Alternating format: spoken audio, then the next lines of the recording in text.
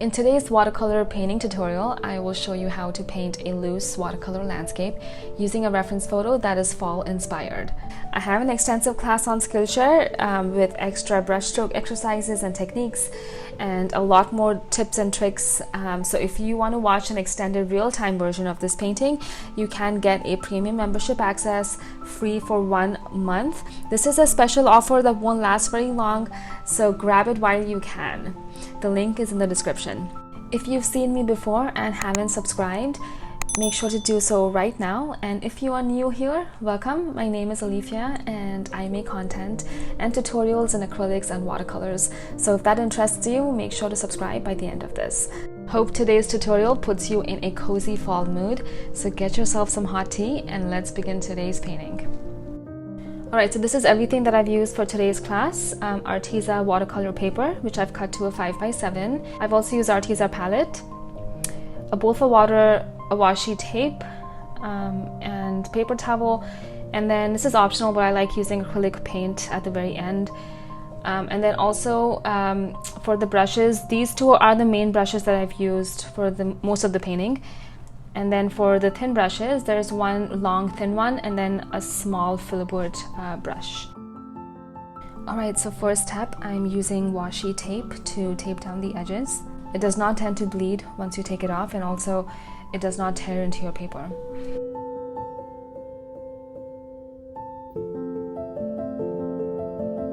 First step is the sky. I'm taking in some indigo blue and very loosely dabbing the sky. I'm not being too perfect or precise, I just want a light tint of color.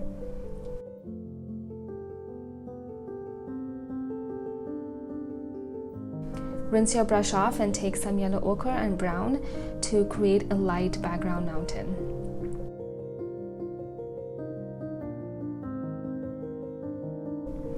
Adding some dark green mixed with some gray at the very top of the peak and then the lower half of the mountain as well.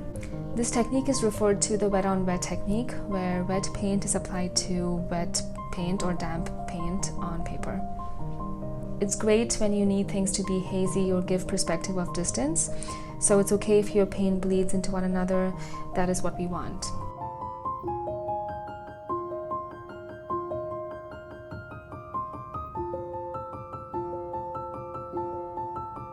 Okay, now we are going to dive right into the colorful middle and foreground trees. I'm taking in some yellow orange and dabbing my way through them. Think of the step as making little blotches along the way. It may look confusing or messy right now, but it'll all come together once you add in some branches and definition. So this is the part where you can have some fun, add in your colorful colors in places you see in the reference pic, or you could make up your own, but make sure to rinse your brush off with every new color you add to prevent it from getting brown.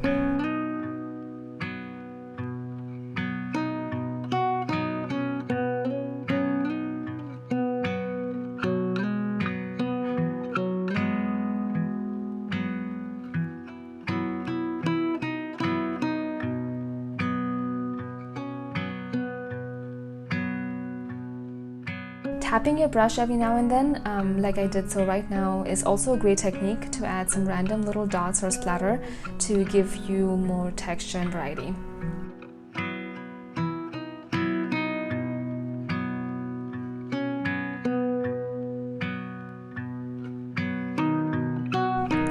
Let's now paint the road so we can have some ground to work with.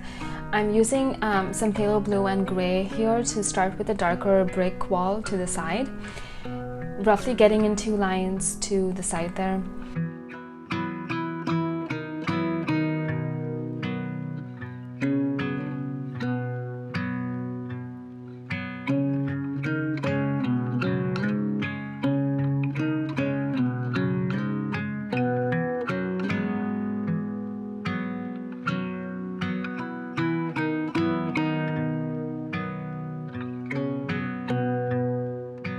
And be intentional of leaving some of the wide gaps every now and then to break up the shapes. For instance, those white lines on the road can be left alone, so don't paint over that. And then also when you paint your trees, leave some gaps open for more interest. Alright, so now let's move on to the left side tree. I'm starting with some yellows for the background, and then I will work my way through some of the darker greens on top of it.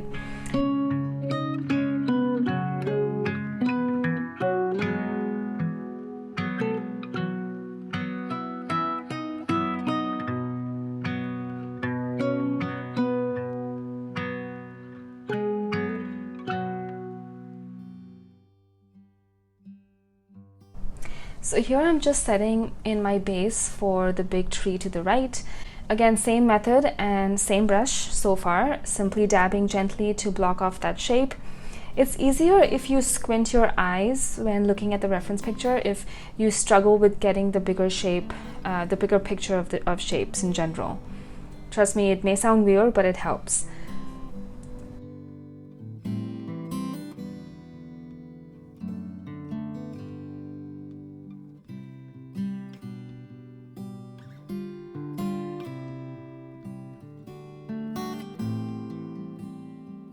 So at this point, my paint is mostly dry but still damp in places, so I figured now is a good time to define some branches and twigs to make more sense of this painting so far.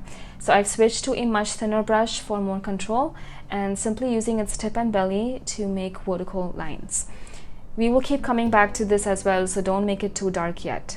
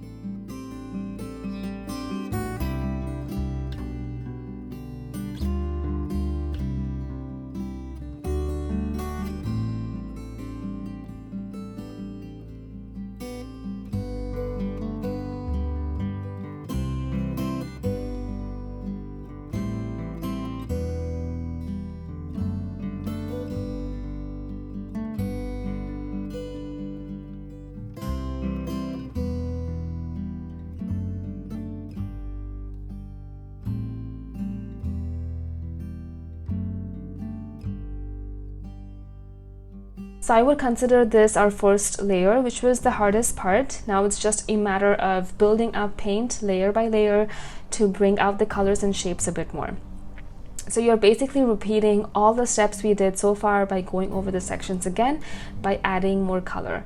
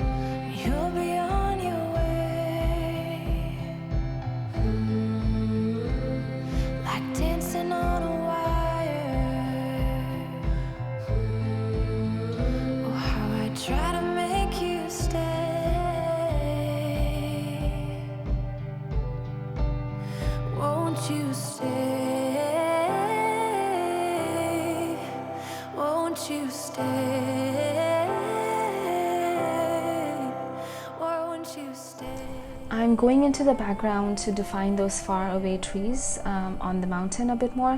So using the side of the brush, you can dab in vertical brush marks to make impressions of those far away pine trees.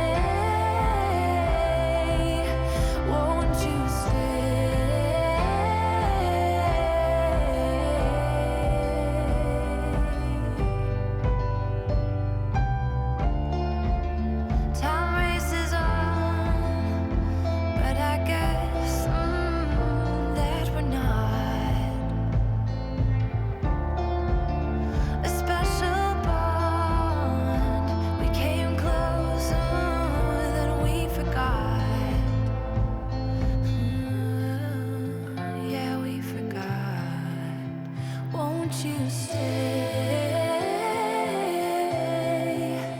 Won't you stay? Won't you stay? Won't you stay?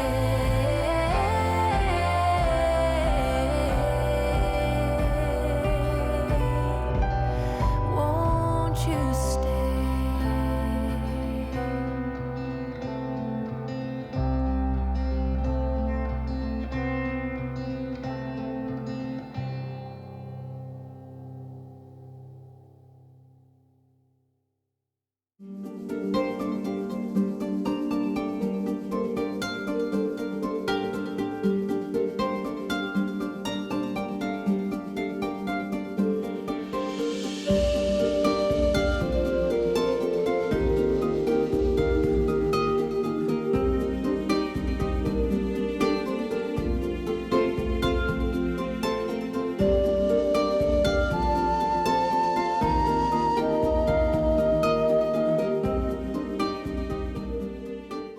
Little details like adding some color and leaves to the sidewalk gives your painting more character and feel, and also adds a sense of mood. So details like this can really help. You can also use a splatter method for this as well.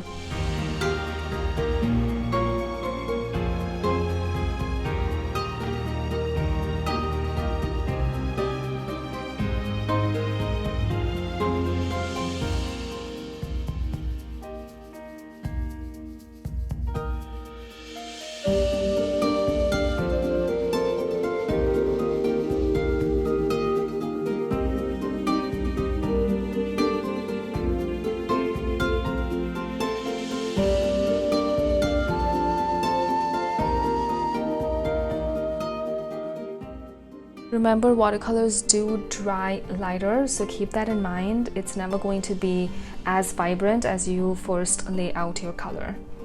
But once you get the hang of this, you will realize that it is quite therapeutic because it is so repetitive. It teaches you a lot of patience too.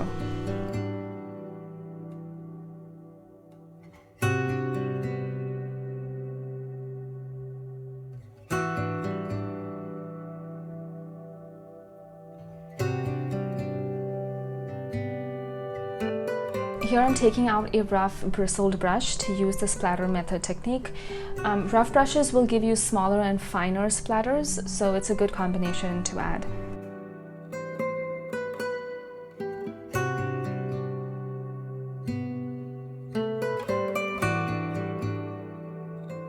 If you've watched my other classes, you do know I like to use some white acrylic paint with watercolors to create some highlights.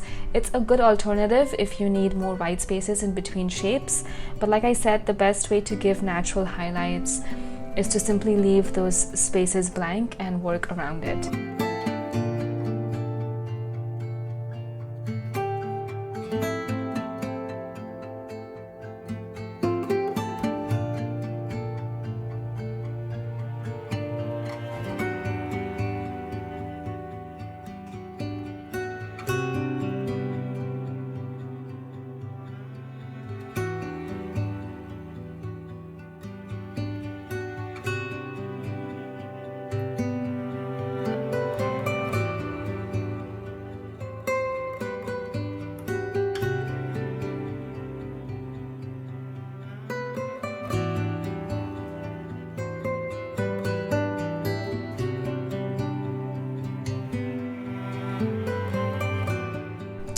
Just like highlights are important, don't underestimate how much darks can also affect a painting in a good way. So add some touches of those in places as well.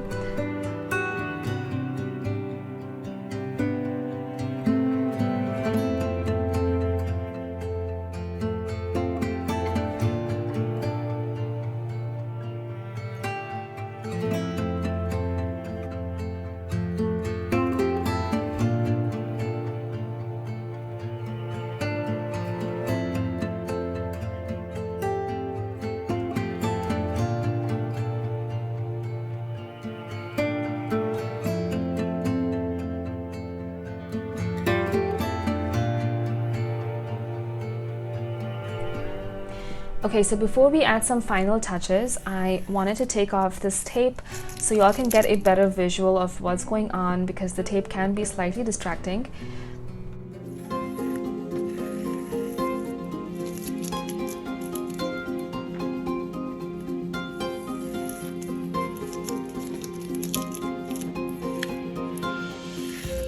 Alright, there we go, it's much better. Now let's add some last minute final touches to bring out the colors a tad bit more. By any means, if you are happy with how your painting looks so far, you can very well stop right here, but I just wanted to bring out some of the lovely fall colors a bit more before I stop. Working on this wet on dry and dabbing in clean, fresh color directly.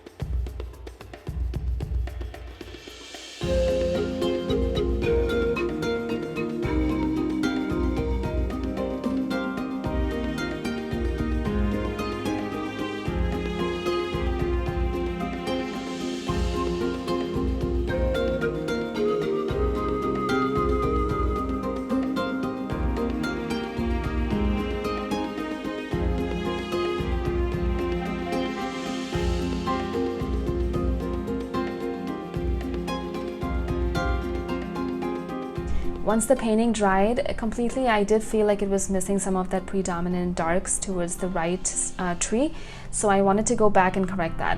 So using black and green, I intentionally added some paint to a few bits over there. This will dry even lighter once it's completely dry, so don't be scared of like using, you know, really dark blacks. I will show you the final piece once it's fully dry.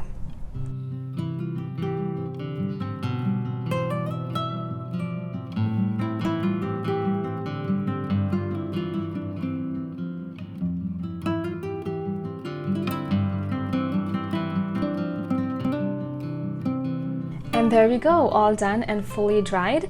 And this completes our loose watercolor landscape for today. Hope this put you in a fall, autumn cozy mood wherever you are. If you like this reference pic and want to learn how to paint this in acrylics, I do have a class on that already. I will link it below. Like mentioned, if you do want a real-time extended version, I do have it over at SKILLSHARE. The link is below. Before you leave, please do not forget to subscribe if you haven't already, and hit that like button and notification bell so that you know when I upload. Thank you guys so much for watching, and I will catch you very soon. Bye guys.